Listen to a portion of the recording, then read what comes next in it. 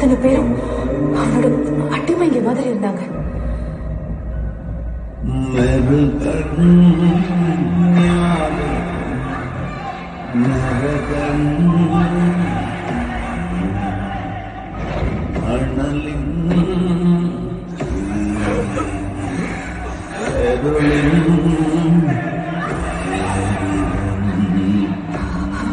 கண்ண குத்தி அவன் நாக்கு அறுத்து. அந்த ராஜாவை பத்தி தான் அந்த புக்கையும் நான் படிச்சேன். அவரும் ஒரு பிளைண்ட். அந்த புக்கிங்க அந்த புக்கை அந்த லைப்ரரியில இருந்து எடுத்திருக்கணும். இந்த பொண்ணுகளுக்கு மட்டும் இல்ல, இதுக்கு முன்னாடி இருந்த அத்தனை பேருக்கும் இந்த லைப்ரரி தான் அந்த புக்கை தேடி தேடி போய் கொடுத்திருக்கான். எடுத்துட்டு போன யாருமே இதை சைன் பண்ணி ரிட்டர்ன் பண்ணவே இல்லை மேடம். பழைய லைப்ரரி இதை ரெக்கவர் பண்ணி ரீப்ளேஸ் பண்ணதா ரெக்கார்ட்ஸ் இருக்கு.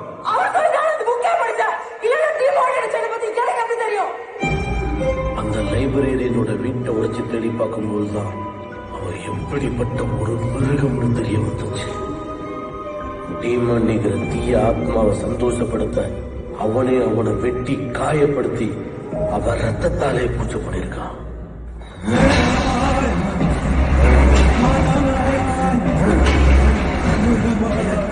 பல தலைமுறையா அவன் குடும்பமே டீமண்டியை இப்படித்தான் வழிபட்டு அவனுக்கு கட்டுப்பட்டு இருந்திருக்காங்க.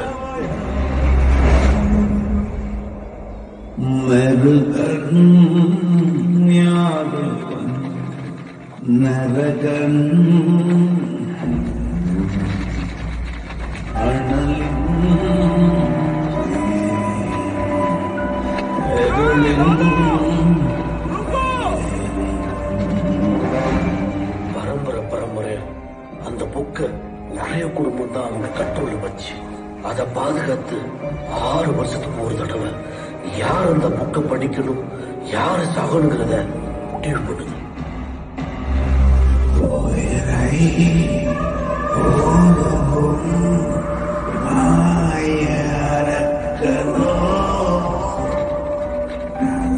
அந்த குடும்பத்துக்கும் டீமாண்டிக்கு என்ன சம்பந்தம்? இவங்கெல்லாம் யாரு, எதுக்காக இந்த பலியெல்லாம் கொடுக்கறாங்கன்றத கண்டுபிடிக்கணும். இனிமே அந்த புக்கை யாரும் படிக்கிறதுக்கு முன்னாடி தடுக்கணும். இதுக்கெல்லாம் முன்னாடி அந்த லைப்ரரியன் எங்க இருக்கான்றத கண்டுபிடிக்கணும்.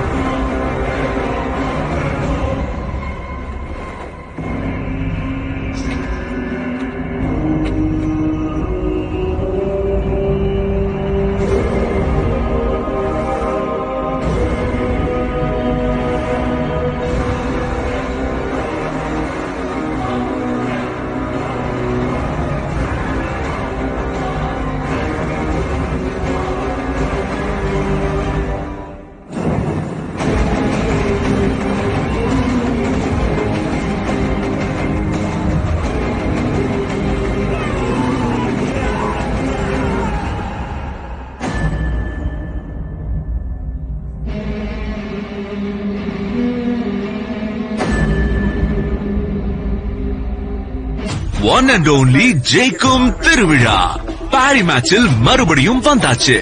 முன்பை விட இன்னும் பெருசா